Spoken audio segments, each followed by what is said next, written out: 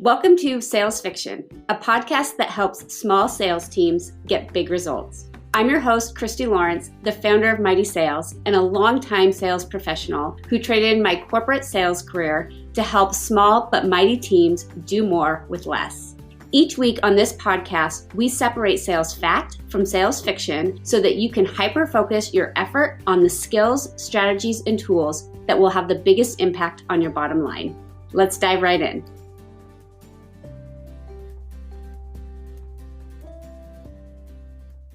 Last week's episode got me thinking a lot about how important it is to take care of yourself if you want to succeed in sales. When it comes to selling and being in sales, you are the most important asset that you have. The energy that you bring to a sales conversation, the engagement, the questions that you ask, the expertise that you bring, those things cannot be replaced by advertisements, by sales materials, or even by great pricing. And so if you are the most important asset you have when it comes to selling, how do you make sure you're showing up healthy, happy, and ready to go every single day, month after month, quarter after quarter, year after year?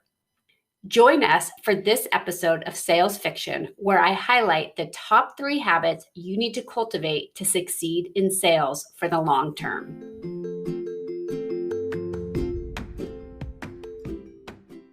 Let's face it, sales is tough. Even if you're successful, even if you love your job, sales is full of challenges, and it takes a lot of resiliency. You're going to get rejected. You're going to have to be outside your comfort zone on a regular basis.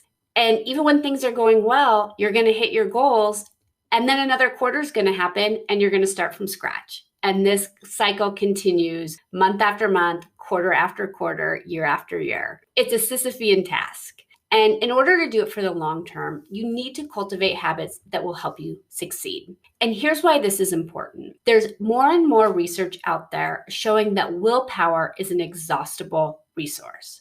What that means is that if you are relying on willpower to show up and do the things that you need to do to succeed, ultimately, you are going to run out of steam. So let me talk a little bit about the research around this. There was a research study that was done. This is one example.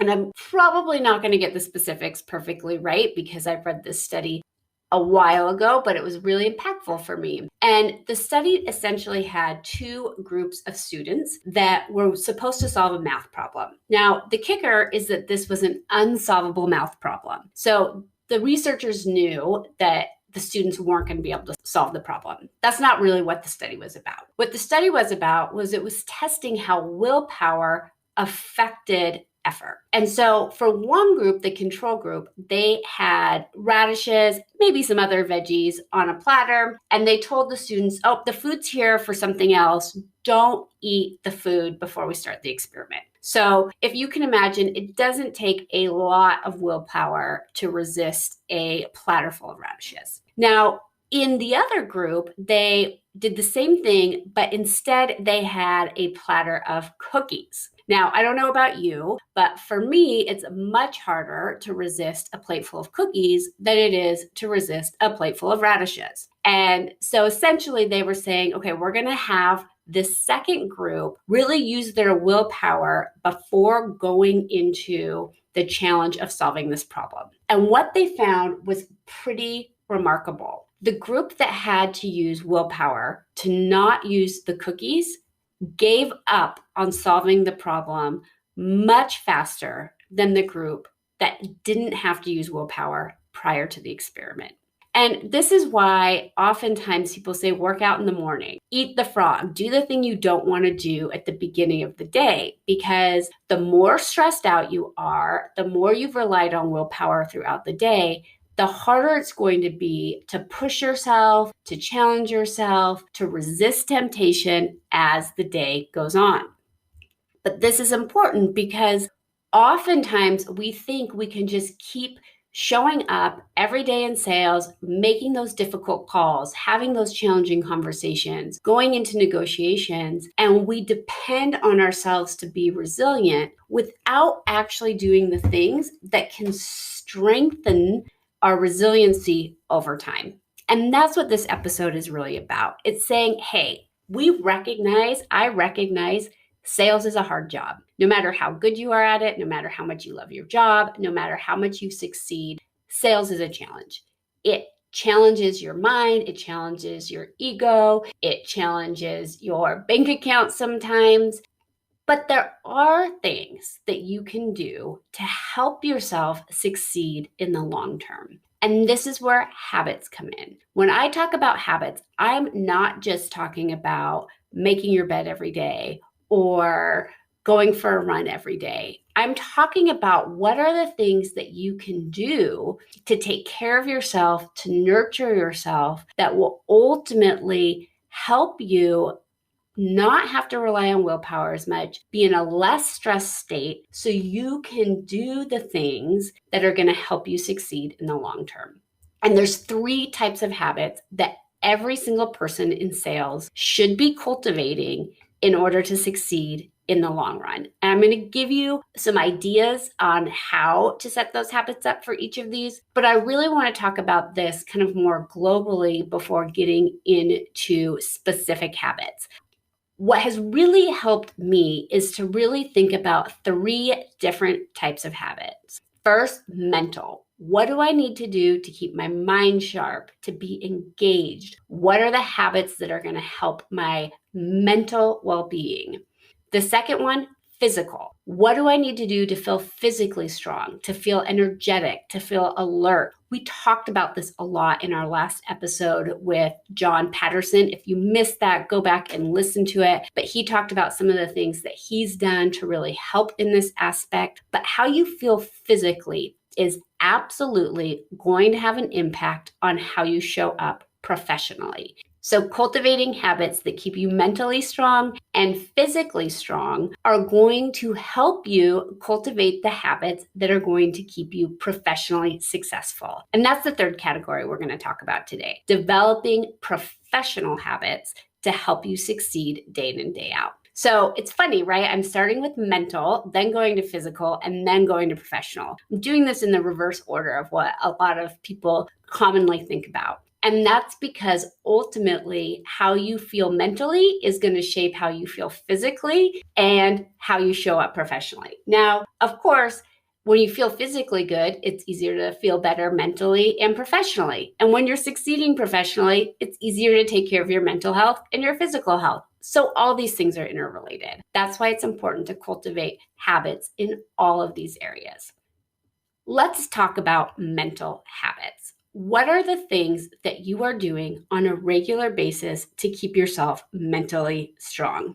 Here's what I want to say about this. You don't need to be doing 15 different things. You don't need to be doing yoga, meditation, journaling, reading books, talking with mentors, going to networking events, taking online courses, right? All of those things are going to help your mental well-being, doing affirmations. But when you start to try and do them all at the same time, there's not time for anything else. So the important thing here is to brainstorm. What are the top 5 things that you can be doing to keep yourself mentally strong? So what are the things that work for you? For me, the things that keep me mentally strong are doing regular meditation and working on personal and professional growth. So reading, listening to podcasts. When I am learning, I feel much more engaged and excited about life. So I know for me, the 2 habits that I need to cultivate on a regular basis are meditation and learning in some form or fashion on a regular basis. If I am doing those 2 things, mentally, I typically feel very, very good, especially if I'm taking care of my physical health too, which we're going to talk about in a minute. So what I want you to do is to think about for you, what are the things that help you feel mentally engaged? What are the things that help with your mental health? Is it painting? Is it going for a walk with your dog every day? Is it taking a bath at night? Is it going and doing a yoga class, right? What are the things for you? Now, if you're like, I have no idea, I've just listed about 5 to 10 different things you can try. Try them and see what works for you. Is it journaling? For a long time, I had a habit of journaling every day, and that was really effective. So play around with it and notice how you feel after you do something on a regular basis. Do one of these habits for at least a week before you decide if it works or doesn't work for you. The key here is to pick one or two activities, habits that you want to cultivate in all of the three categories, not 15 in one, but none in another. This is going to help you succeed and stick these habits in the long term. So we're going to start with the mental ones. I've given you some ideas there. So physically, what are the things that are going to help you take care of your physical well-being? I have been meeting with a functional medicine doctor here in Bend, really working on my health as a priority right now. And one of the things that she gave me as, I don't know if you want to call it homework or a habit that I need to cultivate, is going to bed at the same time every day and waking up at the same time every day. So this is something I'm working on as a physical habit to help me feel better. So sleep is a huge one. So that's one. So I have an adult bedtime now, but physically, what are the other things? Is it running? Is it yoga? Is it working out? Is it walking? Is it what you're eating and putting in your body? Is it not drinking or reducing the amount of alcohol? Is it drinking green smoothies, having more vegetables? What are the things that make the biggest difference for you in how you feel physically? Pick one or two of those things and cultivate a habit around that. Again, don't try to do 10 habits for your physical health at the same time, or you're going to set yourself up for failure. And I'm going to talk a little bit more about how to kind of create these habits. But first, I want you to think about what are the habits for you in each of these areas. So we've talked about mental, we've talked about physical. Now let's talk about professional. What are the things that you need to be doing every single day, every single week, and every single month in order to be successful on a professional level? Is it doing sales calls first thing in the morning? Is it following up on Fridays with everyone you talked to during the week? Is it going to networking events on a regular basis? Is it becoming a product expert in your field and really diving down into the expertise? Is it meeting with a mentor? So really think about what are the professional habits that if you did these things every single day, that you would move the needle forward on a consistent and regular basis. Identify what those are. For me, it's really making sales calls on a regular basis. I need to be doing that. That's a habit that I'm cultivating.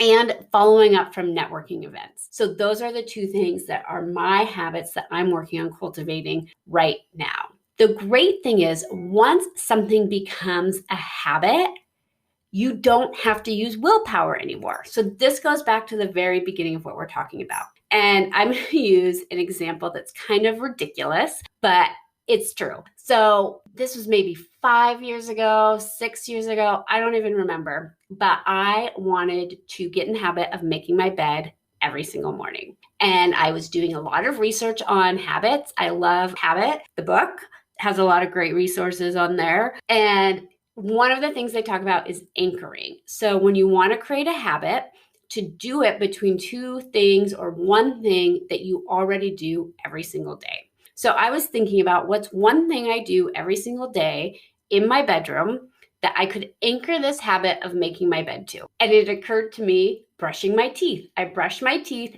every single morning. And so what I decided is I was going to make my bed while I was brushing my teeth. Now, I'm not going to lie, I occasionally get toothpaste on the bed. But here's what's so crazy about this. Now, if I'm traveling, for example, or Alec has already made the bed and I'm brushing my teeth, it feels so weird to be standing there not making the bed while I'm just brushing my teeth and doing nothing else. It is so much of a habit now that I don't have to think about it. And that is really what I want you to be thinking about for each of these areas. What are one or two things that if they were a habit, where if you didn't have to use willpower, you would feel mentally stronger, physically stronger, and professionally stronger? And focus on how can you create those habits. If you create one new habit in each of these areas that helps you to be successful in all of them, it will have a tremendous impact on the results that you have in the long term without having to rely on willpower. So, step one, identify what is the habit that you want to cultivate in each one of these areas that's going to make the biggest difference. Step two, decide when you want that habit to take place. Is it first thing in the morning? Is it before you turn off your computer? Is it while you're drinking your first cup of coffee, right? Decide what's something you're already doing that you can anchor that habit to, and then execute on it. Give yourself at least a week, 10 days to really see, is this habit helping me, before you decide it's not. And then notice the differences you make once something becomes a habit. So for me, like making my bed, I don't think about it anymore. Then I can think about what's the next habit that I want to cultivate. Only tackle one habit at a time, but really be thinking about these three key areas: mental, physical, and professional. And if you develop habits in each of these areas, you will be amazed at the accomplishments that you can make in a short period of time. Thank you for joining us. Next week, I am going to have guest Caitlin Togiai, who is the Corporate Director of Sales for Ignite Hotels, sharing her insights on not only building resilience, but also keeping her team motivated and engaged during a really challenging time. She's in the hotel industry. She is managing 10 hotel properties across the Northwest and their sales teams during COVID. So as you can imagine, she has a lot of wisdom and has really handled this whole experience for her and her team with grace. So you won't want to miss that. In the meantime, if you liked this episode, make sure to give it a 5-star review and subscribe to Sales Fiction so you can get fresh episodes downloaded as soon as they're available.